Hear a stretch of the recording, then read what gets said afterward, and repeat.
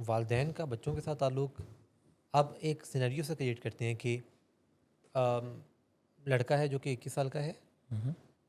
वो साथ नशे का इस्तेमाल शुरू हो गया है, एडिक्शन तक वो पहुंच गया है। वालदेन को उससे बहुत मोहब्बत है। हम्म। वालदेन उसको ऐसा देखना नहीं चाहते और वालदेन चाहते हैं कि किसी ना किसी तरह वो इस चीज़ से निकल आए।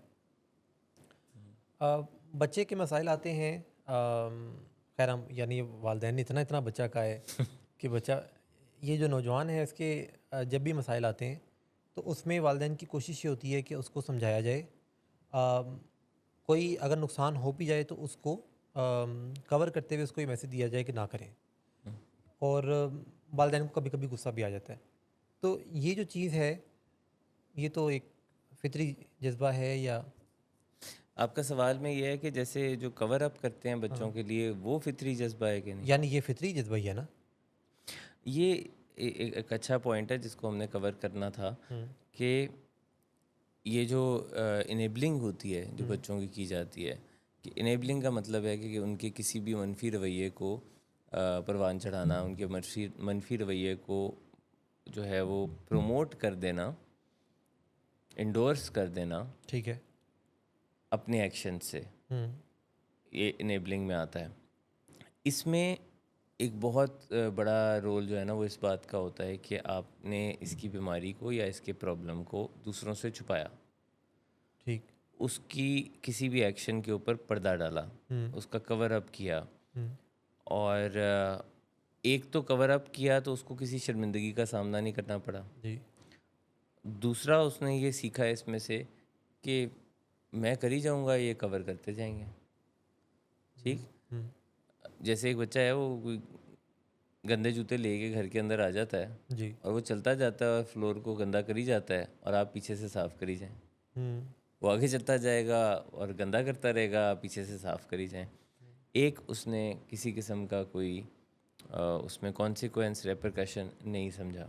दूसरी बात ये कि उसको पता है पीछे हैं, साफ़ कर देंगे। जी।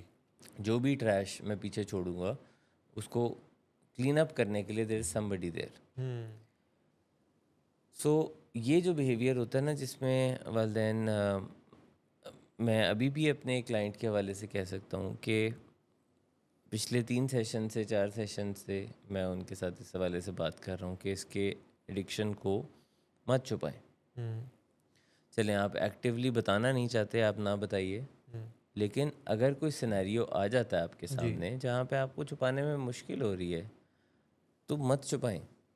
बेहतर ये है कि चीज़ को सही सही तरीके से ऑनेस्टली बता दें, क्योंकि आ, ये ज़्यादा इम्पोर्टेंट नहीं है कि किसको पता लगता है या नहीं पता लगता है। इम्पोर्टेंट ये है कि उसका हल हो रहा है कि नहीं, उसका ट्रीटमेंट हो रहा है कि नहीं। हम्म, इस चीज़ की अहमियत ज़्यादा है, लेकिन नहीं समझते।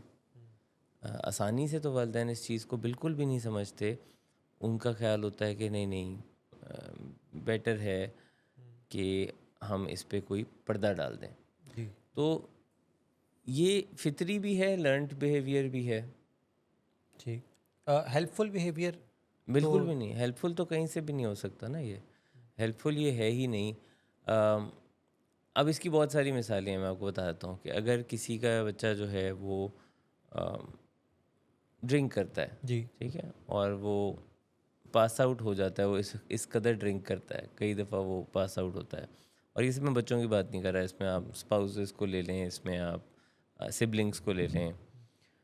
तो वो इस कदर नशा करता है, शराब पीता है कि वो पास आउट कर जाता है।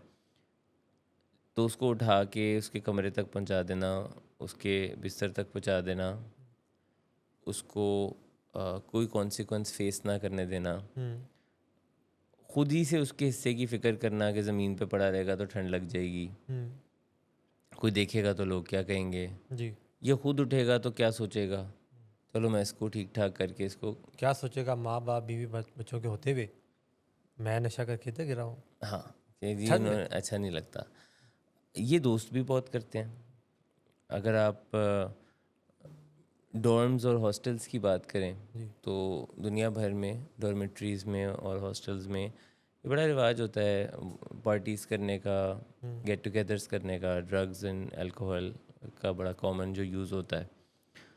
और उसमें दोस्त ये रोल प्ले करते हैं बहुत ज़्यादा कि जिस किसी का हालत ज़्यादा ख़राब हो गई है उसका बहुत ख्याल रखना और उसको कई खैर खैरियत से पहुंचा देना, जो कि असेस कर लेना चाहिए। मेरा ख्याल है असेस कर लेना चाहिए कि जिस हालात में वो पहुंचा है तो वो कोई लाइफ थ्रेटनिंग तो नहीं है। तो मेरे कहने का मकसद ये है कि ठीक है किसी को सड़क पे पड़ा हुआ ना छोड़ें, हाँ।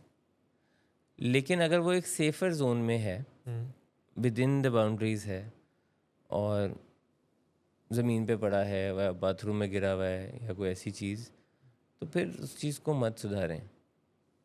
और अगर उस चीज़ को आपको बहुत ही ज़्यादा शिद्दत से दिल कर रहा है सुधारने का, तो फिर उसका कोई सबूत बना लें जो उसको दिखाया जा सके। कॉन्सिक्वेंसेस यानी कौन फेस करने दिए हैं। मसलन कि उसकी क्या हालत हुई थी वो उसको बाद में दिखाई तो जा सके, क्योंकि आपके ज़बानी बताने से वो डिनाई करेगा, वो उस चीज़ को मानेगा नहीं बाद में।